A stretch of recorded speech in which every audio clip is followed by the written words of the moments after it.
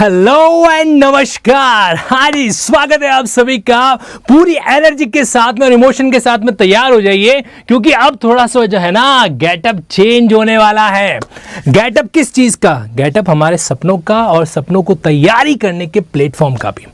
ध्यान से सुनना मेरी बात को। आज सिर्फ 30 से 45 मिनट का एक स्पेशल सेशन ले पा रहा हूं मैं, और यहां पर हमारे साथ में कार्तिका जी, ऋचा जी, सोनी जी सब जुड़ चुके हैं। अपने दोस्तों को भी जोड़ लेना, जो एलएलबी करना चाहते हैं उनको भी जोड़ लेना, जो एलएलबी कर रहे हैं उनको भी जोड़ लेना, और जो कर चुके हैं उनको भी साथ में ले लेना, क्योंकि आज एक गलती आपको बताने वाला हूं। गलती वो जो कहीं कहीं मैंने भी, जब मैं एलएलबी का स्टूडेंट हुआ करता था ना, उस समय की थी। लेकिन एक चीज चाहता नहीं कि मेरे जो भाई बहन है, मेरे जो एनर्जेटिक साथी है, वो कहीं कहीं ये गलती करें।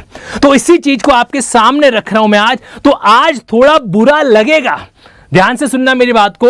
आज थोड़ा आपके दिल के ऊपर चोट लगेगी, लेकिन कहते हैं ना कि सर्फ एक्सेल के कुछ दाग अच्छे होते हैं, उसी तरीके से जीवन के अंदर कुछ चोटें अच्छी होती है। राइट? चेहरे पर मुस्कुराहट लेकर आओ और चीजों को देखो। जिंदगी के अंदर सिर्फ जीतना ही सब कुछ नहीं होता है। कई बार इंसान हार कर भी जीतने वाले से भी ज्यादा सीख जाता है, और वैसा का वैसा फंडा हम यहां पर करने वाले हैं। देखिए होता क्या है, कहां हम गलती करते हैं, उस मुद्दे पर आते हैं। राइट? शुरुआत की जो जर्नी होती है ना एलएलबी करने वाले बच्चे के, देखो डबल ग्रेजुएट टैग लगता है हमारे ऊपर। We are double graduate. पहले तो नॉर्मल ग्रेजुएशन, उसके बाद 3 इयर्स का कोर्स और करते हैं, या फिर 12th पास आउट करने के बाद में एनएलयू से 5 ईयर का जो एलएलबी कर लिया, या तो वो, और या फिर बीए एलएलबी, बीकॉम एलएलबी, जो अदर सेगमेंट बने हुए हैं उनको हम क्या करते हैं, डील करते हैं। भारत के किसी भी राज्य से आप अगर ये लाइव वीडियो भी देख रहे हैं तो ध्यान से ऑब्जर्व करना वेरी केयरफुली कि हम लोगों से गलती कहां हो जाती है। बिफोर दैट आपको एक डायग्रामेट्रिक चीज मैं बताना चाहता हूं।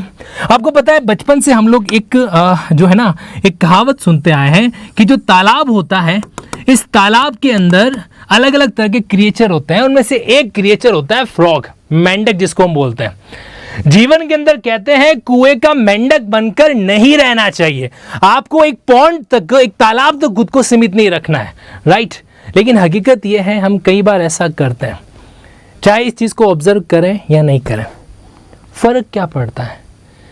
वो जो फ्रॉग है ना, वो जो मेंढक है ना, जो उस कुएं में अपनी पूरी जिंदगी निभाने का वचन पता नहीं किसको देख के बैठा रहता है, जब उस कुएं का पानी धीरे धीरे सूखने लग जाता है, फिर उसकी जिंदगी भी सूख जाएगी, लेकिन इस बात का अंदाजा वो नहीं लगाता। हमें ऐसा नहीं करना है। हमें इस कुएं और मेंढक की कहानी से आज एक बड़ी सीख लेनी है, और वो क्या होगी? देखिए, वो ये होगी कि आप चाहे किसी भी स्टेट से बिलोंग करें, आप अगर राजस्थान से बिलोंग कर रहे हैं अच्छी बात है, लेकिन आप खुद को राजस्थान तक सीमित रख रहे हैं, गलत बात है। आमिर खान की एक मूवी आई थी ना दंगल की, है ना?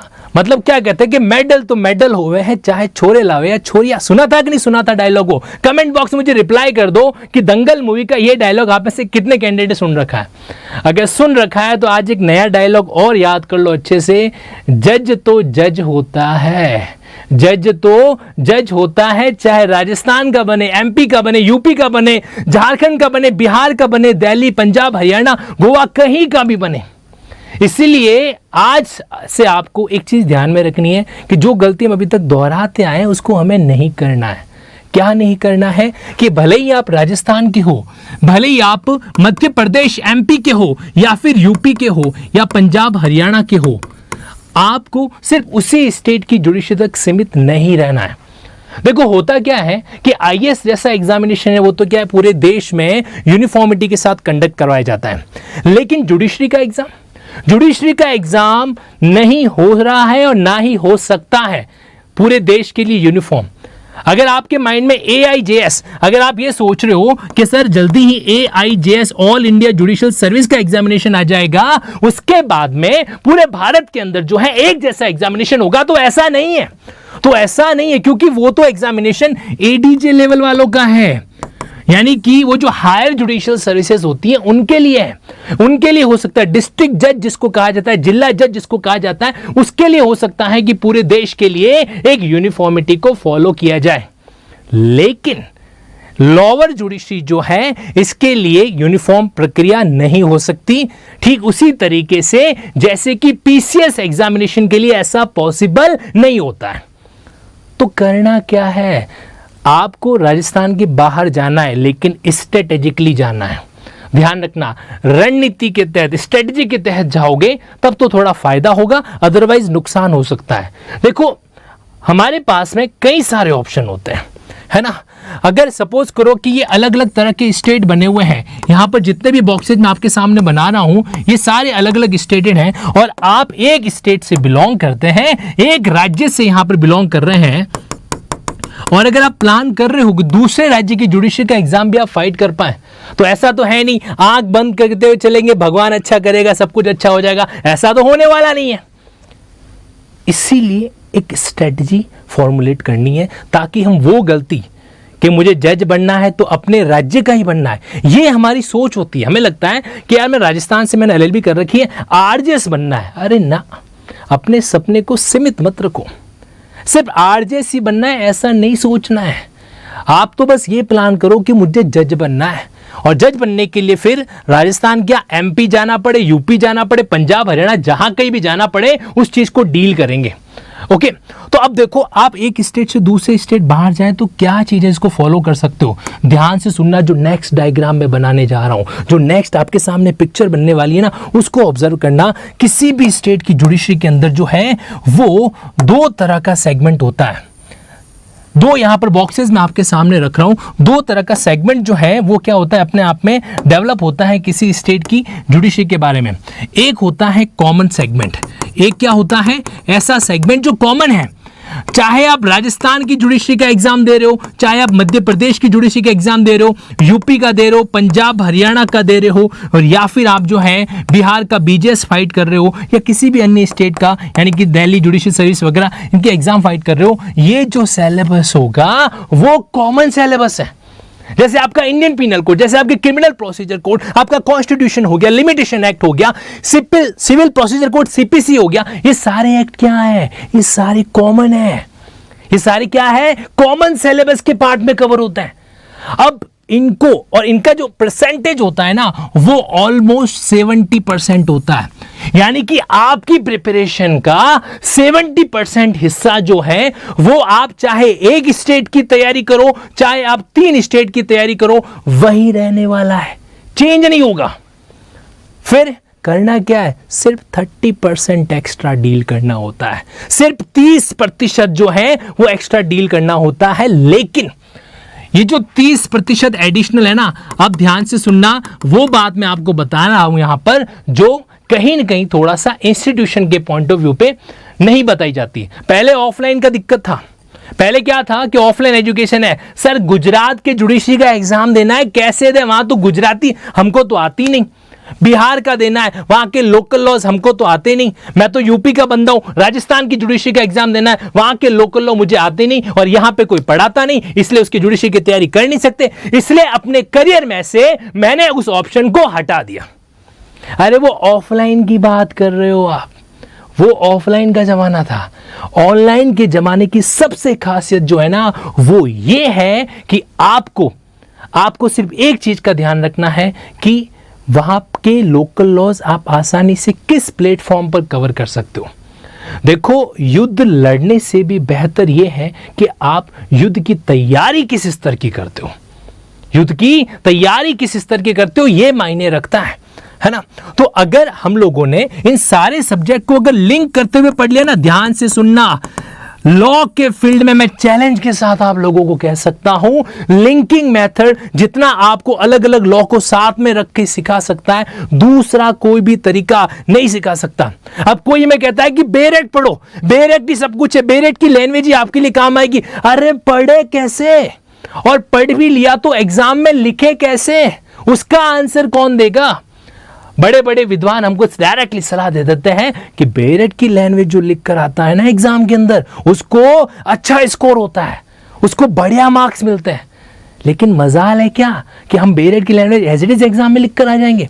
जो चीज प्रैक्टिकली नहीं हो सकती उसको कैसे करें।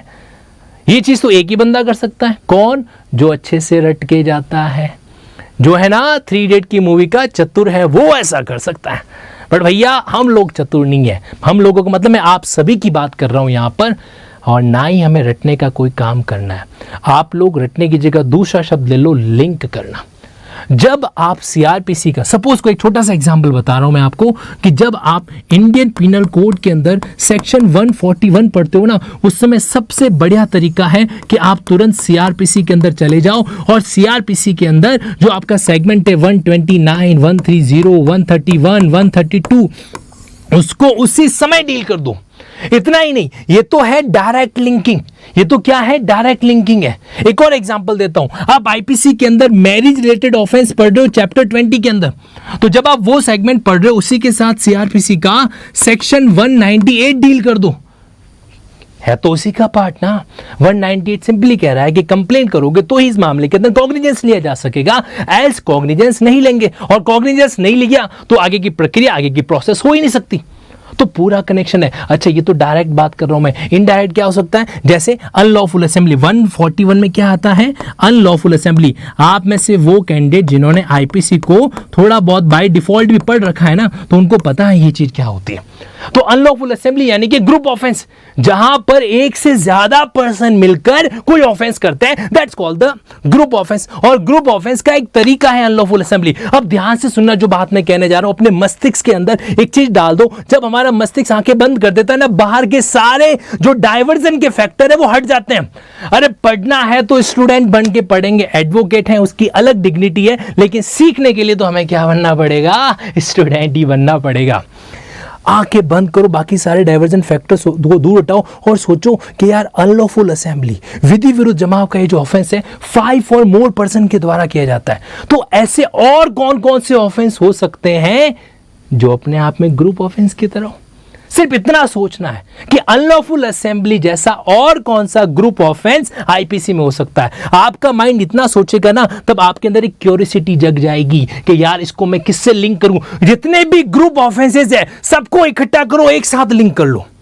एग्जाम्पल के लिए क्रिमिनल कॉन्स्पिरेसी, क्या है ये, ग्रुप ऑफेंस है। Common intention section 34 IPC, group offence के अंदर डील होने वाला एक एलिमेंट है। डकैती, डकैती वाला ग्रुप ऑफेंस है। मतलब जिन जिन चीजों को, अब नेक्स्ट टाइम आपके सामने कोई भी गेंद फेंकेगा ना ग्रुप ऑफेंस की, बैट्समैन बनके 4 बाउंड्री लगानी है, एक नहीं। और ये आज का कंपटीशन है, मैं आपको बता देता हूं, आज के इस कंपटीशन के अंदर अगर आप ये सोच रहे हो कि ट्रेडिशनल मेथड की नाव में बैठकर आप ये समुद्र पार कर दोगे, तो अपने मस्तिष्क से ये गलतफहमी निकाल दीजिए। इसलिए निकाल दीजिए क्योंकि जुडिशरी का एग्जामिनेशन जो होता है ना, वो एक अच्छे लेवल का होता है, और उसके अंदर वो लोग ये डर के मारे कई चीजों को छोड़ देते हैं कि हमसे सेक्शन याद नहीं होना। सेक्शन याद मत करो, सेक्शन लिंक करो। और ये लोग जो इस बात को लेकर बैठते हैं कि नहीं हमारा काम तो ऐसे ही हो जाएगा, देखो उनकी दुविधा बढ़ जाती है। ऐसा नहीं कि वो मंजिल हासिल नहीं कर पाते, समय लग जाता है। और आज के टाइम में समय बहुत कुछ मैटर करता है। आज का ये सेशन है